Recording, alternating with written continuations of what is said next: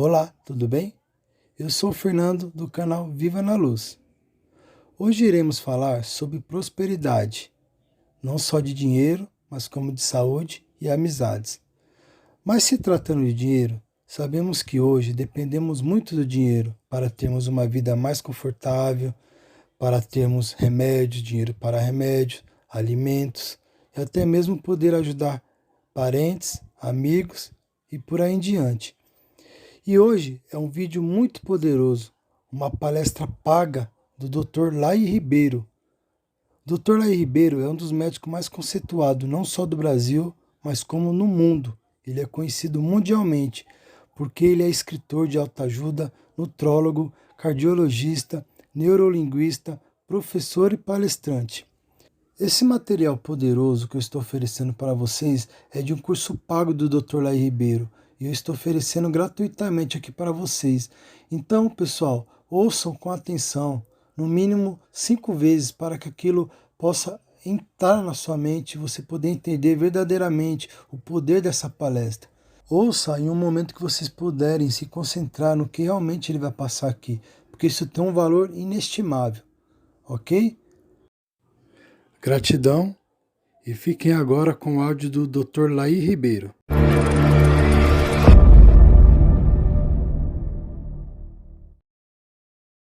Prosperidade é um tripé, é uma combinação de saúde, riqueza e amizades. Se você tem dinheiro, mas está em fase terminal de câncer, eu acho que você daria todo o dinheiro do mundo para se curar, não é verdade? Pois é, não adianta nada você ter dinheiro, você ter saúde. Mas imagine que você tenha dinheiro, que você tenha saúde, mas você não tem com quem compartilhar. Também a vida não teria graça, né? Então essa combinação de saúde, riqueza e amizades é que faz a verdadeira prosperidade. Claro que dentro da riqueza está o aspecto do sucesso financeiro. Sucesso financeiro é quando você nunca faz nada por causa do dinheiro, ou deixa de fazer algo que você goste por falta de dinheiro. Se você está fazendo coisas na sua vida que você não gostaria de fazer por causa do dinheiro, ou deixando de fazer coisas que você gostaria de fazer por falta de dinheiro, você ainda não atingiu esse nível do sucesso financeiro, da independência financeira. Nós temos 4 níveis financeiros. O nível 1 é o nível da sobrevivência. A própria palavra já diz, você está sobrevivendo, você está ganhando hoje o que você gastou ontem, ou seja, você está gastando mais do que você está ganhando. O nível 2 financeiro é o que eu chamo trocando 6 por meia dúzia, ou seja, você está gastando aquilo que você está ganhando, não sobra nada. O nível 3 é o debaixo do colchão. Você consegue ganhar mais do que gasta, só que você não sabe como fazer essa sobra render para você. Você coloca ela, entre aspas, debaixo do colchão. E, finalmente, você adquire a independência financeira, que, infelizmente, somente 5% da população no mundo tem essa independência financeira. Então, o que nós vamos discutir aqui é como você adquirir a consciência da prosperidade para você fazer o dinheiro trabalhar para você, em vez de você trabalhar por dinheiro. A consciência da prosperidade permite você viver nesse universo sem esforço, com ou sem dinheiro. É mais fácil você fazê-lo com dinheiro do que você fazê-lo sem dinheiro. Mas existem pessoas que vivem nesse mundo de uma forma muito boa, sem necessariamente terem dinheiro. Mas não é esse o caminho que nós estamos escolhendo aqui. Nós estamos escolhendo o caminho da prosperidade, onde você aprenda a gerar riquezas. E para você aprender a gerar riquezas, você tem que, antes de mais nada, entender a roda da abundância. A prosperidade na sua vida é diretamente proporcional à velocidade com que a roda da abundância gira na sua vida. E você deve estar perguntando, por que a roda da abundância não gira numa velocidade maior na minha vida? Ela talvez não gire por bloqueios emocionais, que é uma das razões. Você pensar que dinheiro é sujo, que gente rica não entra no céu, que é mais fácil um camelo passar pelo fundo de uma agulha do que um homem rico entrar no céu, ou por ignorância às leis da riqueza, ganhar, gastar, economizar e investir, que são leis universais que funcionam em qualquer lugar, que deveriam ser ensinadas já no jardim da infância, mas que a maioria nasce, vive e morre e não aprende com elas. E a matemática financeira, tão importante se aprender a mexer com os números. Existe uma doença disseminada no mundo chamada logicofobia, que é adquirida, eu acredito, no jardim da infância, onde a pessoa não gosta de lidar com o número. Se você tem dificuldade de lidar com um número, dificilmente você vai ser um milionário, porque milionário requer o conhecimento de números. Então o que nós vamos fazer aqui é mostrar para você, primeiro, como é que você pode remover esses bloqueios emocionais. Imagine a seguinte situação: você tem 6 anos de idade, você está jantando com seus pais, seus irmãos, o seu pai provavelmente sentado na cabeceira da mesa, dizendo o seguinte: eu prefiro ser pobre e honesto do que rico e desonesto. É preferível ser pobre e honesto do que rico e desonesto. Você com 6 anos de idade, você não vai levantar a mão e arguir com seu pai, que você conhece pobre honesto, pobre desonesto, rico honesto, rico desonesto, e consequentemente, pobreza, riqueza, honestidade e desonestidade não tem correlação. Você não tem essa experiência para arguir com seu pai. Você simplesmente absorve aquilo, isso passa a ser parte da sua estrutura psicológica. 25, 30 anos depois, você começa a ganhar dinheiro. O que você faz? Você faz uma autossabotagem. Ninguém quer ser intitulado de desonesto. Então, se você se acha desonesto porque você está ganhando dinheiro, você arruma um jeito de perder esse dinheiro para você continuar honesto. Tem gente que carrega isso a vida inteira. Então, as nossas crenças têm como finalidade única se perpetuarem. Uma crença, uma vez estabelecida, tem como função única e exclusiva se perpetuar. E ela se perpetua reforçando a crença. Você vai produzir aquilo que você acredita, e isso reforça a sua crença. Então tem gente que faz isso a vida inteira. Então você tem que entender essa roda da abundância. Você tem que entender que ela pode ser travada, como se fosse um freio de mão, pelos seus bloqueios emocionais. Eu quero falar de mais um.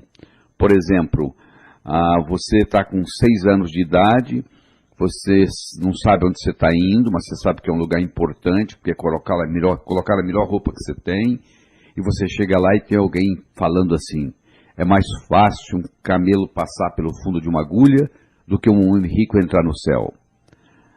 Terminou lá o sermão, o seu pai e sua mãe levam você ao zoológico, você vê aquele animal enorme, e você pergunta para eles o que é aquilo, e eles dizem: aquilo ali é um camelo. Você chega em casa, você abre a gaveta de costura da sua mãe, você pega uma agulha, você olha na agulha e você diz: eu quero ser pobre. Só que você esqueceu que você falou isso. Do mesmo modo que quem estava pregando esqueceu de lhe ensinar que há muitos e muitos anos atrás tinha as muralhas de Jerusalém, que continuam os resquícios lá até hoje, tinha os grandes portões que eram fechados às 6 horas da tarde, eram fechados às 6 horas da tarde, que todo camelo, toda a caravana de camelo que chegasse depois das 6 não podiam passar pelos portões. O único jeito de entrar na cidade de Jerusalém era através do fundo de agulha, que era uma portinhola feita para camelo passar, só que um camelo, para passar pelo fundo de agulha, ele tem que passar de joelhos e descarregado. Passar de joelhos não é muito difícil para um camelo, e sem carga. E a simbologia aí é que para entrar no reino dos céus, você tem que entrar humildemente e sem a sua carga material. Caixão não tem gaveta, mortalha não tem bolso. Tudo que você, entre aspas, tem, na realidade você não tem. Você está tomando conta, porque se você morre, tudo isso fica aí. Você vai levar apenas a sua experiência de vida. Então, isso é verdade, que para entrar no reino dos céus, você vai entrar sem os bens materiais. Mas não é verdade que se você tiver bens materiais, você não entra no reino dos céus. Eu acho que é até o contrário. Se você souber trabalhar bem com esse instrumento chamado dinheiro, isso facilita até a sua espiritualidade. Uma corda é uma corda. Você pode usá-la para enforcar alguém ou para salvar alguém do abismo. Intrinsecamente, a corda não é boa nem ruim. Uma faca é uma faca. Você pode usá-la para passar manteiga no pão ou para matar alguém. Intrinsecamente, a faca não é boa nem ruim. O dinheiro é um instrumento que, quando bem usado, é um caminho para a espiritualidade. Então você tem que entender isso. Você tem que entender que não tem nada errado em você ganhar dinheiro. Agora, você tem que entender que também você não vai levar nada daqui. Você tem que fazer o dinheiro funcionar para você e para os outros. Então vamos entender melhor a anatomia e a fisiologia dessa roda da abundância. A roda da abundância tem duas partes, o doar e o receber. Você não consegue rodar uma roda com a metade, tem que ter as duas. Tem gente que tem problema em doar, são muito egoístas. Tem gente que tem problema em receber, são muito soberbas. Tem gente que tanto tem problema em doar quanto em receber. Uma pequena minoria não tem problema nem em doar nem em receber. Você tem que começar a analisar no seu caso, se você tem dificuldade para doar, se você tem dificuldade para receber, ou às vezes até tem dificuldade nas duas partes, doar e receber. Você tem que fazer a sua autoanálise e chegar a essa conclusão. Se você quiser aumentar a sua prosperidade e fazer a roda da abundância rodar com mais velocidade, girar com mais velocidade na sua vida, você tem que aprender a trabalhar com doar e receber. Essa analogia que eu faço para você é o jardineiro que chega para podar as plantas no jardim para fazê-las crescer. Olha que interessante. Quando você está podando, você está fazendo crescer. Então, quando você está doando, você está como se estivesse podando a árvore do dinheiro. Esse podar, entre aspas, da árvore do dinheiro, pode ser um doar na forma de generosidade ou pode ser um doar na forma de caridade. Quando você doa para alguém que necessita, você está sendo caridoso. Quando você doa para alguém que não necessita, você está sendo generoso. Se você dá um presente para um amigo seu no aniversário dele, e ele muito bem poderia comprar esse presente, que tem dinheiro para isso, você não está sendo caridoso para com seu amigo no aniversário. Você está sendo generoso. A recomendação é que você pratique as duas coisas. Você tem que praticar caridade e você tem que praticar generosidade. Se você praticar só caridade, você está enviando a seguinte mensagem para o seu inconsciente. No mundo só ganha quem precisa, portanto eu vou ficar necessitado para ganhar. Se você também pratica generosidade, doando coisas, presentes para quem não precisa, você está enviando uma outra mensagem para o subconsciente, para o inconsciente. Eu não preciso estar necessitado para ganhar. Então a minha recomendação é que você pratique as duas coisas, tanto a caridade quanto a generosidade.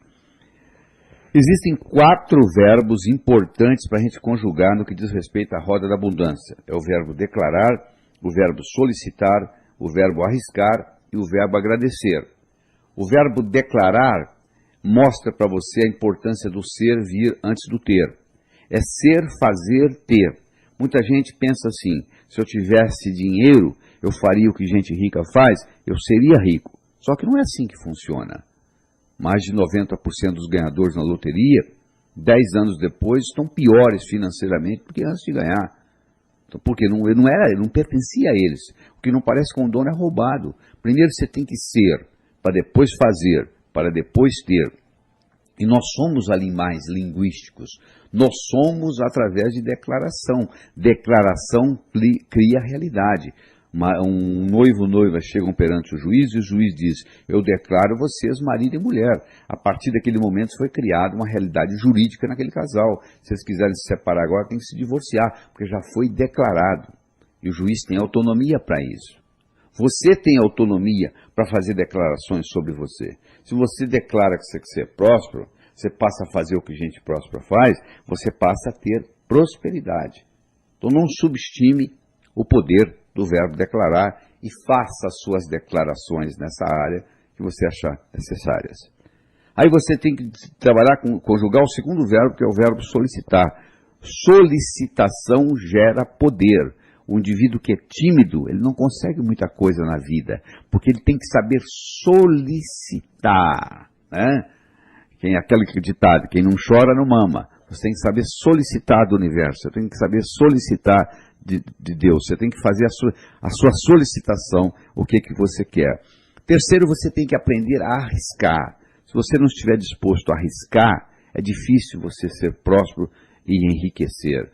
Elizabeth Kubler-Ross era uma psicóloga suíça que morou a vida toda nos Estados Unidos e que dava um curso ensinando a pessoa a morrer de 10 dias, e no último dia ela dava uma prova para ver se você estava realmente preparado para morrer. E nessa prova tinha uma pergunta que todos respondiam da mesma forma. A pergunta era a seguinte: se você tivesse que viver a sua vida de novo, o que você faria diferente? Todos respondiam a mesma coisa: arriscaria mais. Você que está aí me escutando, quando você tiver 90, 95 anos, e alguém lhe fizer a pergunta, se você tiver que viver a sua vida de novo, o que você faria diferente? Você também irá responder: arriscaria mais. Arriscar mais não é fazer besteira, é um risco calculado. O trapezista no circo, ele larga um trapézio para pegar o outro, mas ele dá uma olhadinha para ver se o outro trapézio está vindo. Mas naquele período que ele largou um para pegar o outro que já está vindo, ele passa por um momento de vulnerabilidade.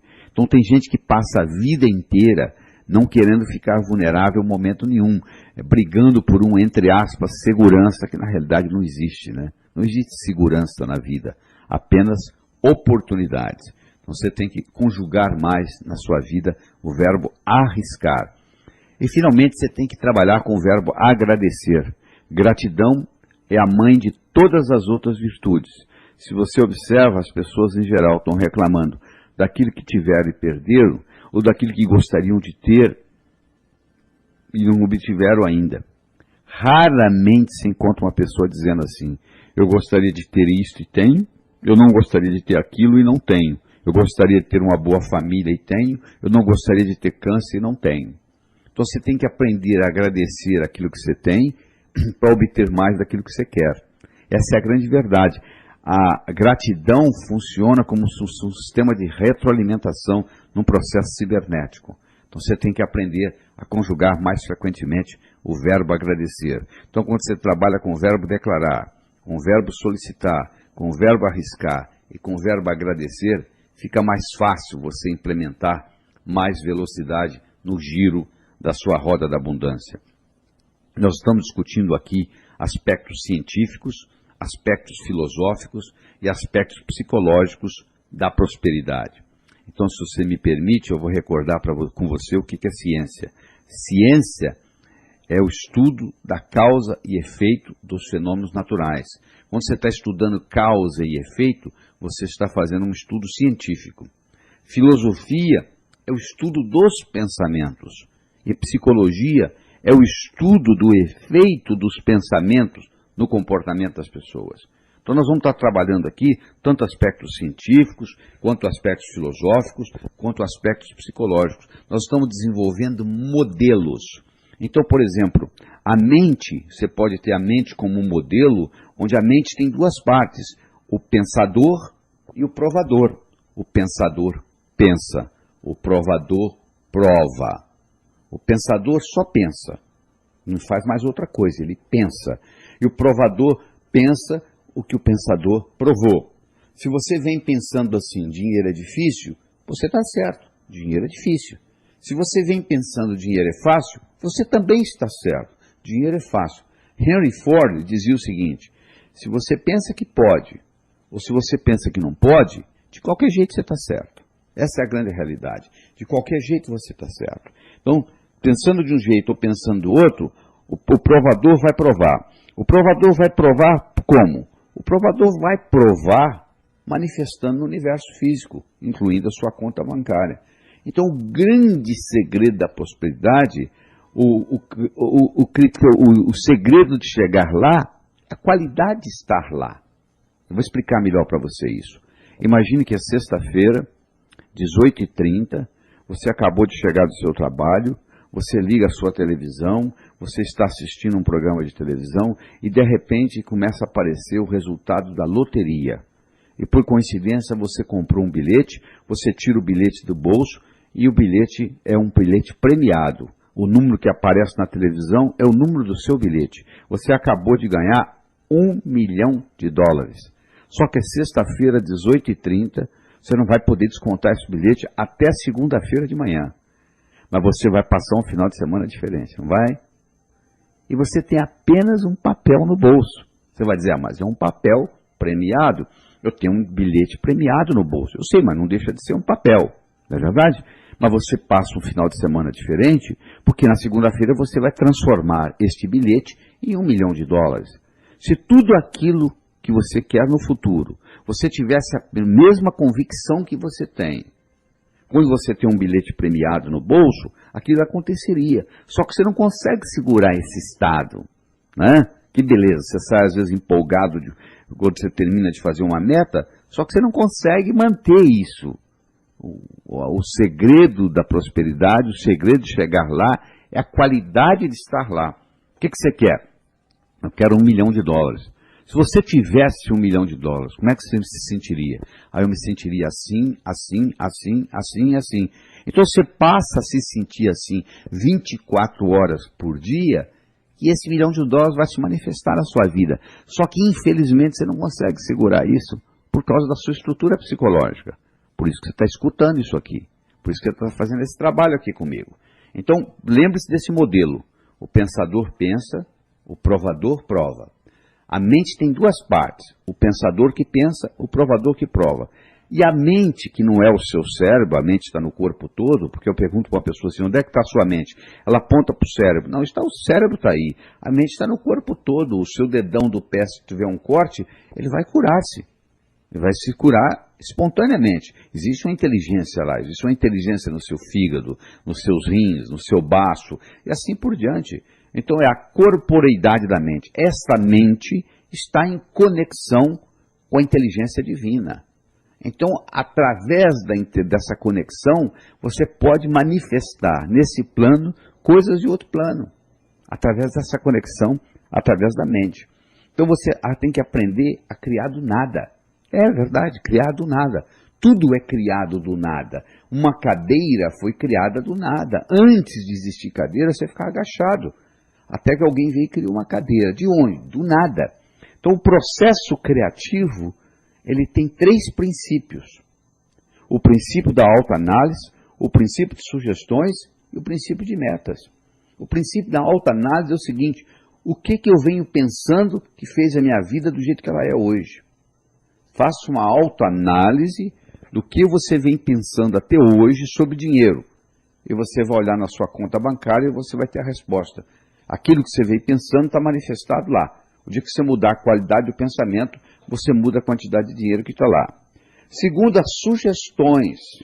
Você escutou uma série de sugestões negativas dos seus pais, que na melhor das intenções, passou para você uma série de coisas erradas. Você, para ser médico, você precisa fazer medicina. Você, para ser advogado, você precisa fazer direito. Você, para ser pai e mãe, você precisa apenas copular. Ninguém faz curso para ser pai. Ninguém faz curso para ser mãe. Ninguém faz curso para ser um bom educador. Então, os pais cometem erros educando os filhos. E os pais nos trazem uma série de negativos específicos.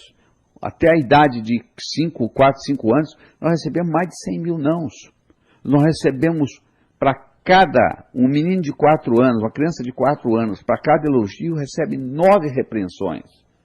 Então, olha o impacto que isso tem na mente da gente. Então, nós temos uma série de sugestões negativas com relação a dinheiro. Você, para reverter isso, você tem que pegar essas sugestões negativas, transformá-las em positivas e falar, e escrever, e escutar, e gravar com a sua voz, até que você mude. E terceiro, você tem que entender a diferença entre metas e objetivo.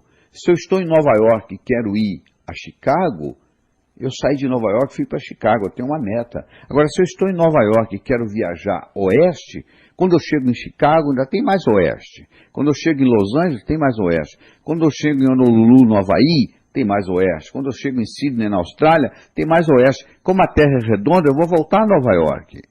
Então, quando eu estou viajando oeste, eu tenho um propósito, viajar oeste. Quando eu estou indo para Chicago, eu tenho uma meta. Então, uma coisa é você ter meta, outra coisa é você ter propósito de vida, ou finalidade de vida. Qual é a sua finalidade de vida? Essa é uma pergunta que você tem que fazer 21 dias seguidos, toda noite antes de dormir. Qual é a minha finalidade de vida? No momento que você descobre a sua finalidade de vida, vários milagres irão ocorrer na sua vida. Você vai ver que você vai ter mais energia, mais disposição. Segunda-feira passa a ser o melhor dia da semana. Você não tem mais problema financeiro no seu universo físico, etc, etc, etc. Você tem que perguntar para você mesmo, qual é a minha finalidade de vida? E não é uma pergunta só, você tem que fazer isso. Tem gente que leva 1 mês, 2, 3, para descobrir. No momento que você descobre a sua finalidade de vida e alinha suas metas com a sua finalidade de vida, muita coisa muda na sua vida. Então, você entender essa diferença entre meta e objetivo ou propósito ou finalidade faz uma diferença enorme na sua vida.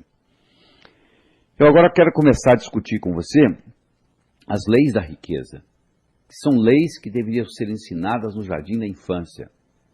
Isso funciona, é igual gravidade, funciona em qualquer parte do mundo. Qualquer lugar que você aplicar as leis da riqueza, que é a lei do ganhar, a lei do gastar, a lei do economizar e a lei do investir, essas leis funcionam em qualquer lugar. Então vamos começar com a lei do ganhar. Todo dinheiro é criado pela mente humana. Aliás, eu sempre digo, problema financeiro não se resolve com dinheiro. E quem escuta isso pela primeira vez acha um absurdo. Como que problema financeiro não se resolve com dinheiro? Não, não se resolve com dinheiro. Problema financeiro se resolve com imaginação. Você está devendo o seu aluguel, você pega o dinheiro emprestado com o seu cunhado, você não faz mais nada. Mês que vem, olha aí, ó, já venceu de novo e o seu cunhado já está querendo receber. A sua empresa não está indo bem. Você vai ao banco e pega dinheiro emprestado e não faz mais nada. No mês seguinte, olha lá, ela continua não indo bem, você agora deve o capital e os juros. O Brasil vai lá e pega dinheiro emprestado com FMI e não faz mais nada. Olha que interessante. Cada vez que o Brasil pega dinheiro emprestado com FMI, nós nos tornamos mais súditos do imperialismo. É uma neocolonização. Não são barcos atracando em nossas praias. É uma neocolonização econômica. Problema financeiro se resolve com imaginação. Tudo que existe no universo físico, pode olhar aí, onde você está, escutando esse material, olha aí, escolha o que você quiser. Esse objeto que você escolheu, primeiro passou pela mente de alguém. Primeiro passa pela mente da pessoa, para depois chegar no universo físico. O processo criativo ele é duplo. Ele primeiro acontece na mente. A riqueza é a mesma coisa. Você acha que você vai andando na rua e um dia a riqueza vai cair na sua cabeça? Não, não é assim que vai funcionar. Você primeiro tem que criar essa riqueza na cabeça. Essa é a lei do ganhar. A segunda lei é a lei do gastar. O valor do dinheiro é determinado pelo comprador e vendedor em cada transação. Isso é importante você entender isso. Você está lendo o jornal domingo de manhã. Está o anúncio lá de um carro que você gostaria de comprar, só que está caro. Vai lá ver, você não sabe. Pode ser que a viúva lhe venda pela metade no preço, porque você vai cuidar do carro tão bem quanto o seu falecido marido. Você não sabe o que vai acontecer. O valor do dinheiro é determinado pelo comprador e vendedor em cada transação. Imagine que você esteja navegando no Rio Negro, o seu barco afunda, você tem uma mochila com $10.000. E os $10.000 estão sequinhos, protegidos dentro da mochila. Você encontra um índio que tem uma canoa e você quer que ele te leve 10 quilômetros rio abaixo. E você dá para ele os $10.000. Ele nunca viu dinheiro, quanto mais dólar. Você acha que ele vai fazer isso? Não. Agora, se você estivesse em Miami e desse $10.000, o cara te levava 100 quilômetros rio acima. O valor do dinheiro é determinado pelo comprador e vendedor em cada transação. E quem enriquece não é quem ganha muito, é quem sabe gastar. Se você ganha R$20.000 por ano e gasta 19, no final do ano sobrou 1. Se você ganha R$100.000 por ano e gasta 110, no final do ano você deve 10. Interessante, a sociedade bate mais palmas para quem ganha 100 e gasta 110 do que para quem ganha 20 e gasta 19. Não é verdade? Só que quem ganhou 20 e gastou 19 terminou com 1. E quem ganhou 100 e gastou 110 terminou devendo 10. Está numa situação muito pior. Então você tem que aprender a gerenciar suas despesas, que nós vamos discutir um pouquinho mais para frente. Terceiro, É a lei do economizar. É você saber economizar. Primeiro criando o conceito que eu chamo de dízimo pessoal. Você tem que pegar 10% que você ganha e guardar para você. Você já observou o que acontece? Chega no final do mês, você paga todo mundo. Você só não paga uma pessoa. Você que ganhou. Interessante, né? Você paga o dentista, a prestação do carro, a universidade. Você só não paga a escola das crianças. Você só não paga uma pessoa. Você que ganhou. Isso tem que ser revertido. Você tem que fazer o dízimo pessoal. Você tem que pegar 10% e guardar. Se você estiver pensando assim, mas eu já ganho tão pouco. Bom, se você ganha pouco, 10% não é quase nada. Em outras palavras, você pode viver com 90% que você ganha, porque tem gente que vive com muito menos que você ganha. Então você pode viver com 90%.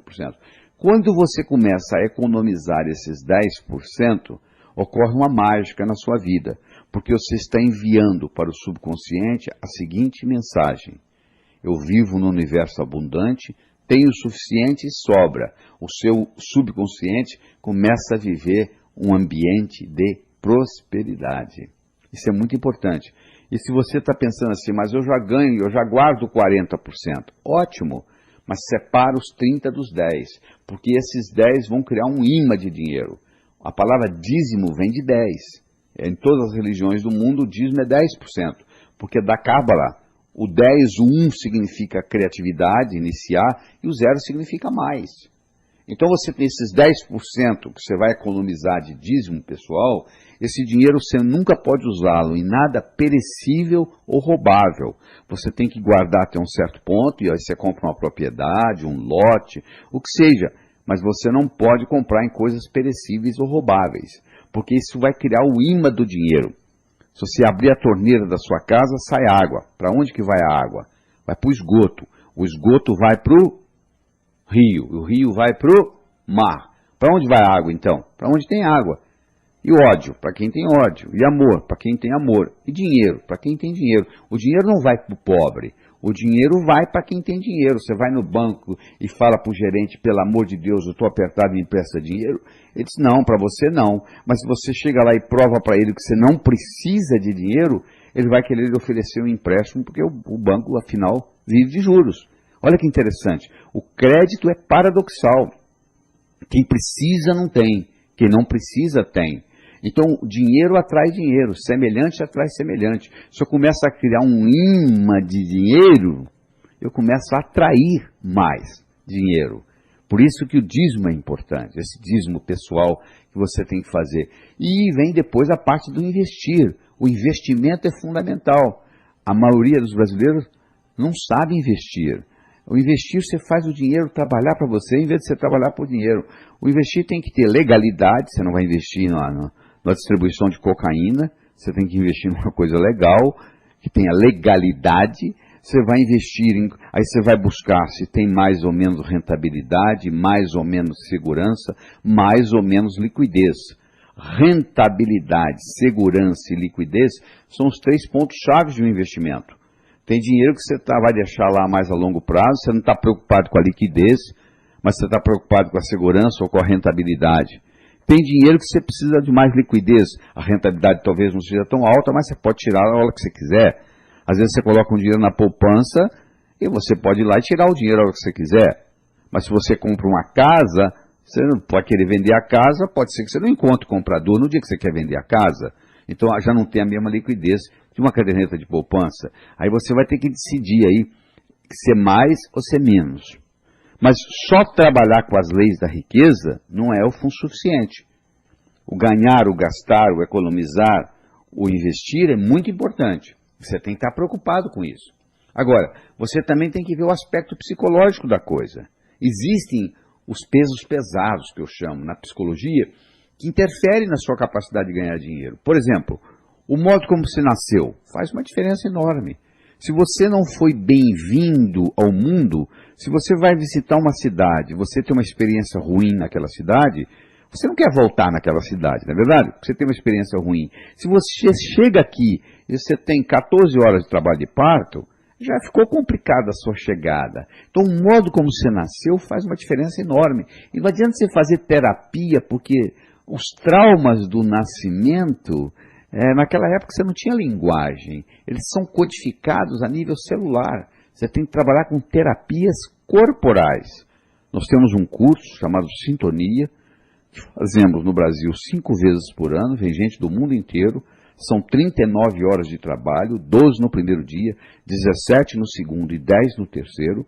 Fazemos no Hotel Fazenda, é uma sexta, sábado e domingo, e as pessoas vêm, fazem essa sintonia, e na primeira noite nós transformamos a sala, que é enorme, num grande útero, onde nós colocamos uma música alta, que foi gravada em Atlanta, Geórgia, por um dispositivo colocado dentro do útero de uma mulher grávida. Então o som que você escutava quando você estava no útero da sua mãe é jogado naquela sala. Nós colocamos essência que dá um aroma de maternidade, de lavanda, e nós fazemos uma respiração, onde você respira, inspira, expira, inspira, expira, e você cria o que em medicina nós chamamos de uma alcalose respiratória, e você volta à sua vida intrauterina. E você tem a sensação dos traumas, e você libera, tem uma catarse dos traumas que ocorreram com você durante isso. Existem no Brasil muitos terapeutas que trabalham com renascimento, você tem que buscá-los, ver se eles são de credibilidade e fazer essa experiência. Ou você pode ligar para o nosso escritório em São Paulo, o código aqui de São Paulo é 11, o telefone é 38890038, e se informar quando será o próximo curso Sintonia, que não cuida só disso não, cuida de muitas outras coisas. Nos 2 primeiros dias, nós trabalhamos com a parte pessoal, lavamos a sua alma, e no terceiro dia lhe damos uma visão empresarial. Então esse é o problema do nascimento. O segundo é a síndrome da desaprovação dos pais. Eu não posso ganhar muito mais dinheiro que meus pais, porque eles vão se sentir humilhados. Então eu vou ganhar mais, mas um pouco mais.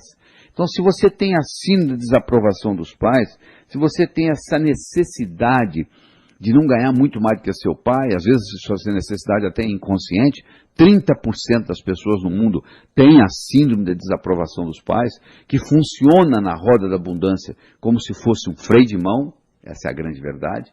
Então 30% das pessoas têm, eu não sei se é o seu caso, mas o fato é que essa síndrome da desaprovação dos pais, ela trava a roda da abundância. E você tem que trabalhar isso psicologicamente primeiro, para depois saber usar inteligentemente as leis da riqueza, o ganhar, o gastar, o economizar e o investir. A negatividade específica são aquelas negatividades com relação a dinheiro, né? Dinheiro é sujo, gente rica não entra no céu, eu prefiro ser pobre e honesto do que rico e desonesto, que nós já discutimos nesse material, em que você tem que reverter isso na sua cabeça. E a sensação de morte iminente é você ter aquela sensação de que você vai morrer a qualquer momento. Então, a pessoa que tem um sofrimento no nascimento, e quando ela respira pela primeira vez, ela respira, porque o nascimento aqui fora da vida intrauterina começa com uma inspiração, e a vida termina com uma expiração. Por isso, quando alguém morreu, se diz, fulano expirou, né? Morreu, quer dizer, parou de respirar. Então, quando você inspira, se você inspira com uma sensação de dor e uma sensação de morte, isso fica codificado no seu cérebro. Então, a gente tem que viver com a sensação que a gente fosse viver para sempre. Quantas pessoas você conhece com 65 anos de idade, que tem uma experiência enorme, bonita, que podia estar sendo útil à humanidade e já está se programando para morrer? Não é verdade? As pessoas que vivem muito, que passam dos 90, 100 anos, são pessoas que estão constantemente tendo desafios, criando novidades na cabeça, tendo metas novas, como se fosse viver para sempre. Isso é muito importante. E a outra coisa que eu quero discutir do ponto de vista psicológico é essa desculpa do karma. Eu não estou aqui para discutir se existe ou não existe karma. Eu estou aqui para dizer o seguinte, tem gente que usa uma desculpa. Sabe por que eu não consigo ganhar dinheiro nessa vida? Por causa do meu karma. Para você eu gostaria de dizer o seguinte, se a sua vida passada fosse mais importante do que essa, você estaria vivendo a vida passada e não esta. Eu acho que mais importante do que karma, mais importante do que tudo, é o nosso livre-arbítrio. Isso nós temos. A cada momento você tem direito de ir para a esquerda ou para a direita, ou ir em frente ou voltar. Esse livre-arbítrio é uma característica que nem Deus tira da gente.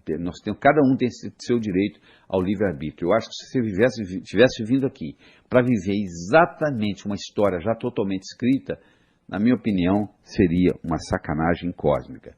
Na realidade, nós somos co-criadores da nossa existência.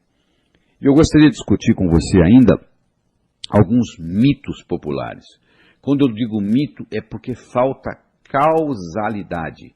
Existe uma diferença entre casualidade, que quer dizer por acaso, e causalidade, que tem uma causa. Então as pessoas confundem uma coisa com a outra. Por exemplo, tem pessoa que pensa que para ganhar dinheiro você tem que trabalhar muito, que não é verdade. Você tem que trabalhar inteligentemente. Uma vez em Brooklyn, New York, um indivíduo ficou milionário aos 65 anos de idade. E quem estava entrevistando ele para a televisão perguntou para ele assim, por que o senhor ficou milionário aos 65? Por que não aos 55? Por que não aos 45? E ele respondeu, estava tão ocupado trabalhando que eu não tinha tempo de ganhar dinheiro. Olha que resposta profunda. Às vezes o sujeito está tão obcecado com o que ele está fazendo no dia a dia que ele não tem tempo de dar um passo para trás e ver a coisa numa perspectiva maior. Não sei se esse é o seu caso, mas às vezes é importante tirar férias. Às vezes você volta das férias renovado e com ideias novas. Então às vezes você está trabalhando muito e não está saindo do lugar. Então você tem que dar uma checada nisso. O outro mito é que eu não posso ganhar dinheiro e me divertir ao mesmo tempo. O sujeito fala assim, durante a semana eu trago o leite das crianças. Agora, sábado e domingo, eu faço o que eu quero. Meu amigo, o que você faz por diversão, alguém faz por profissão. Isso eu posso lhe garantir. Eu não sei qual é o seu hobby, mas eu posso lhe garantir que aquilo que você faz por diversão, alguém faz por profissão. O que você gosta de fazer? Jogar tênis? Tem gente que é instrutor de tênis. Então, o ideal é você pegar um hobby, transformá-lo em profissão. Nunca mais você vai trabalhar. Você vai estar sempre se sentindo de férias. Então, o ideal é você ter uma profissão que você não precisaria receber para estar feliz. E cobrar, e fazer aquilo. Aí você vai estar sempre satisfeito, porque vai estar fazendo o que você gosta.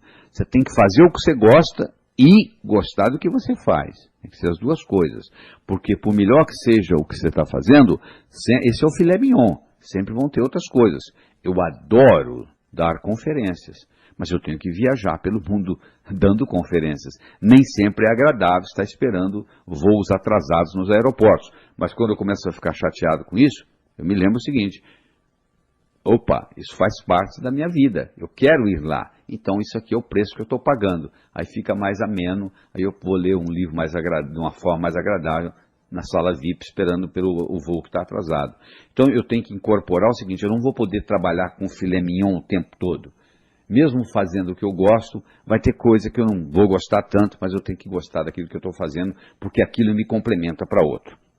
Terceiro mito é a ocupação. Sabe por que eu não ganho dinheiro? Porque eu não tenho a profissão do meu irmão. O que seu irmão é? Meu irmão é médico. Meu amigo, eu conheço médico pobre, médico rico, advogado pobre, advogado rico, contador pobre, contador rico, artista pobre, artista rico, jornalista pobre, jornalista rico. Você também. Em qualquer profissão, você vai encontrar pessoas pobres e pessoas ricas. Então não culpe a ocupação. Você pode fabricar agulha e ser milionário. Não é a ocupação que vai determinar, é o modo como você vai fazer isso. O outro mito é o seguinte, eu não posso ganhar dinheiro porque não tenho uma boa formação. Esse é um outro mito popular. Eu quero lhe dizer o seguinte, que os homens mais ricos do mundo, em geral, não eram eruditos.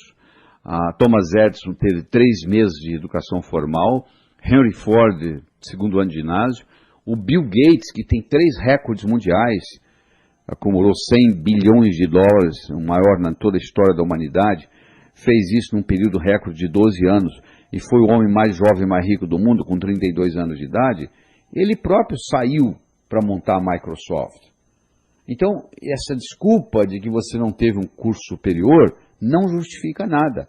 Pelo contrário, as pessoas que são demasiadamente intelectuais acabam não conseguindo pagar as contas no final do mês. Se você tem um parente, um conhecido, um vizinho que é muito intelectual, A família acaba ajudando ele para pagar as contas. Então eu não estou desestimulando você a estudar. Eu estou dizendo que o estudo por si não é suficiente. Você não faz um bolo só com farinha, nem só com manteiga, nem só com ovos. São ingredientes. O estudo, o conhecimento pode ser até um ingrediente, mas só ele não resolve. Se fosse assim, os intelectuais todos seriam milionários. Não é verdade? Então isso é um mito popular. Outro mito popular é que, mas não tem dinheiro suficiente para todos. O Brasil está só crescendo, poxa. O poder aquisitivo da humanidade hoje é 4 vezes 10 elevado a 15 bilhões de dólares. Então, olha só, como é que você explica isso? Na época da caverna, qual era a riqueza mundial? Praticamente nada. Agora você pega o produto interno bruto hoje no mundo, que é um absurdo, foi criado de quê? Pela mente humana. Então, é aqui no Brasil sim que nós temos que conversar nisso, porque se eu for falar de prosperidade lá na Suécia ou lá na Suíça, eles vão rir de mim. Você vai lá, está tudo pronto. Aqui está tudo por fazer. Então, esse aqui que é o nosso paraíso das oportunidades. Todo estrangeiro que morou no Brasil sai daqui com o seguinte conceito: o Brasil é o paraíso das oportunidades. Só o brasileiro que não consegue ver isso. Então é aqui sim que eu tenho que falar, porque primeiro e terceiro mundo não tem nada a ver com geografia, não tem nada a ver com topografia. Tem a ver entre o que você carrega entre o seu ouvido esquerdo e o seu ouvido direito. Então é importante você entender tudo isso. E é importante você entender o aspecto do ímã de dinheiro, esse conceito que nós passamos para você do dízimo pessoal. Então olha só, nós já cobrimos muitas ideias aqui. Eu recomendo você escutar esse material várias vezes, porque nós começamos lá falando de prosperidade, de saúde, de riqueza, de amizade, falamos de sucesso financeiro, falamos de consciência de prosperidade, dos níveis financeiros, a sobrevivência, o trocar 6 por meia dúzia, o debaixo do colchão, a independência financeira, falamos da roda da abundância, falamos do doar, do receber, do declarar, do solicitar, do arriscar, do agradecer. Abordamos o aspecto da ciência, da filosofia, da psicologia. Apresentamos aquele modelo de mente, do pensador e do provador. O pensador pensa, o provador prova o que o pensador está pensando. Se você muda o seu pensamento, você muda a sua vida. Mostramos o processo criativo, onde você passa a ser co-criador da sua existência, onde você tem o princípio da autoanálise, você tem o princípio das sugestões, você tem o princípio de metas. Fizemos a diferença entre objetivo e meta. A meta é Chicago, o objetivo, o propósito é você viajar oeste, que você nunca vai chegar, você só cumpre o seu propósito na hora que você morrer. Se você estiver vivo, significa que você ainda está trabalhando com o seu propósito. Aí trabalhamos com as leis da riqueza, a lei do ganhar, a lei do gastar, a lei do economizar, a lei do investir. Toda a riqueza é criada pela mente humana. Você não vai caminhar na rua e a riqueza vai cair na sua cabeça. Se você quer enriquecer, você tem que aprender a criá-la você mesmo. Falando da lei do gastar, o valor do dinheiro é determinado pelo comprador e vendedor em cada transação. Mostramos que o que vale para um não vale para o outro. Falamos da importância da economia, de você saber economizar, de você separar os 10%, de você trabalhar com a generosidade, de você trabalhar com a caridade. Falamos a importância do investir, você colocar o dinheiro trabalhando para você, em vez de você trabalhar por dinheiro. Falamos da importância da liquidez, da rentabilidade, da segurança e, claro, da legalidade do seu investimento. Abordamos os aspectos psicológicos da prosperidade, falamos da importância dos traumas de nascimento que você tem que liberá-los com terapia que chama Rebirthing, criado pelo Leonard Orr, um discípulo de Freud. Falamos sobre o karma. Aí discutimos mitos, uma coisa é casualidade, outra coisa é causalidade, que não são sinônimos. Trabalhar muito não é causa de riqueza, eu trabalho muito, então não é que eu não estou dizendo você para não trabalhar, mas acontece que só trabalhar não é suficiente, você deve procurar uma coisa que você gosta e fazer do seu hobby, a sua profissão. Mais importante que a sua erudição é a sua competência de ação. Não adianta você estudar muito o que está no livro, você tem que colocar a coisa em prática. E você tem que, a sua formação não necessariamente o fato de você ter um nível superior, ou deixar de ter um nível superior, você vai ganhar mais ou menos dinheiro, e o universo é um lugar potencialmente abundante. Eu quero terminar aqui com a história. Era uma vez, no inferno, Lúcifer estava muito preocupado porque estava havendo uma crise, o número de pecadores estava diminuindo. Ele convocou uma reunião de marketing e começou a discutir e escutar conselhos e opiniões do pessoal. E um capeta mais antigo levantou a mão e disse: eu acho que lá na Terra nós temos que fazer o sujeito gastar mais. Porque para gastar mais ele vai ter que ganhar mais. Para ganhar mais ele vai ter que trabalhar mais. Ele vai trabalhar, ganhar, gastar, trabalhar, ganhar, gastar. A vida vai passar, ele não vai fazer nada, vai terminar aqui. Não vai evoluir. Aí o Lúcifer falou: sua opinião é muito boa, mas eu quero escutar outros. Um outro capeta levantou a mão e disse: eu acho que lá no planeta Terra a gente deve fazer o ser humano só gostar do outro, só se preocupar com o outro, só fofocar sobre o outro, só cuidar do outro, não ter amor próprio, não cuidar de si próprio, não evoluir e terminar aqui. E o Lúcifer disse: a sua opinião também é boa, mas eu quero escutar mais. E um capetinho estagiário, um diabinho estagiário levantou a mão. Lúcifer olhou para ele com a cara feia, perguntou o que ele queria. Ele disse: eu quero dar uma opinião. Disse: qual é a sua opinião? Por que a gente não faz no planeta Terra o ser humano ter a pensar que ele vai viver para sempre? E Lúcifer então perguntou: e o que tem a ver pensar que vai viver para sempre e vir para o inferno? Ele disse: o sujeito vai pensar que vai viver para sempre, ele vai deixar o importante para amanhã, para amanhã, para amanhã. A vida vai passar, ele não vai fazer nada, não vai evoluir, vai terminar aqui. Diz que a face de Lúcifer se iluminou. Ele disse: é isso que nós vamos fazer. Sabe o que o diabo fez? Ele colocou na mente de cada um de nós a semente da eternidade. Você pensa que seu primo vai morrer antes de você, que seu vizinho vai morrer antes de você, que seu chefe vai morrer antes de você, mas você não. Você vai ficar aqui para a eternidade. Aí sabe o que você faz? Como a maioria dos que já morreram, você vai deixando para amanhã, para amanhã, para amanhã. Se você fosse um cemitério e conversasse com quem, entre aspas, está morando lá, eles iam dizer que a vida foi curta, que não deu tempo de fazer o que eles tinham que fazer. Você está escutando esse material todo. Você vai colocar ele em prática? Ou é apenas um exercício para escutar? Eu recomendo que você escute ele pelo menos 5 vezes, para mexer na sua estrutura psicológica. E coloque em prática. Porque não adianta só você escutar. Você tem que colocar em prática. Esse conhecimento só vai ter valor o dia que ele passar do campo do pensamento para o campo da ação. Eu espero que novos caminhos se abram à sua frente, que o vento sopre levemente às suas costas, que o sol brilhe suave e morno no seu rosto, que a chuva caia de mansinho em seus campos. E até que nos encontremos de novo, que Deus lhe guarde nas palmas de suas mãos. Até logo.